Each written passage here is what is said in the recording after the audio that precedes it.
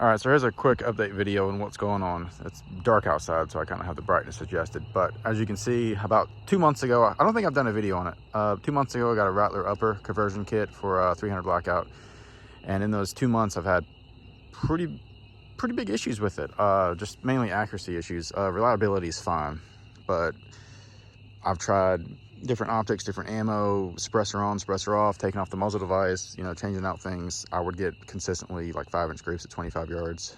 And the groupings weren't consistent either. They were all over the place. So very frustrating, almost sold it. But about 2 weeks ago, maybe a week ago, I noticed a forum post from a guy from like 2019 saying, hey, make sure you check your barrel clamps in your MCX rifles, and especially the Rattlers. And sure enough, I checked mine and they were literally like hand tight. So I tightened those down to spec, and I haven't really been able to shoot that much. I've probably put 20 rounds through it ever since, but gripping at 25, 50 yards has been fantastic since. So happy about that. I guess that was the problem. I don't know how I didn't have any issues with, you know, combustion in the barrel or anything, because I probably put 200 rounds through it with the barrel clamp screws like just barely tight.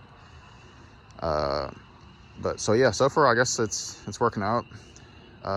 Sucks though, because in that time I tried like I bought a tan EXPS3 and I sold that because I thought maybe that was the problem. It was messed up, so that's out of the picture. And then I had a Holosun 507 on the anvil mount, and I sold that thinking it was, you know, the optic. But once I figured out it was just a barrel clamp, I picked up the if you can see it, the primary arms, the little 1-power prism thing.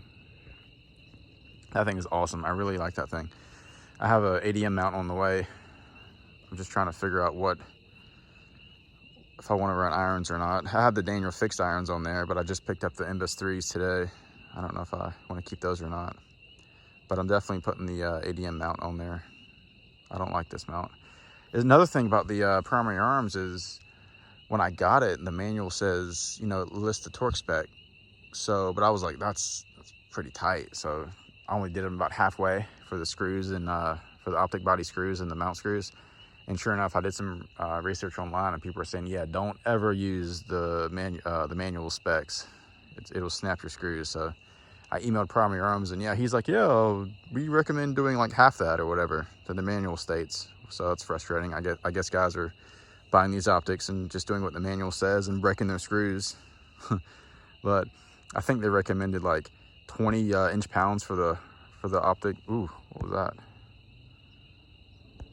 My camera switched, I think, to the macro mode or something. That sucks.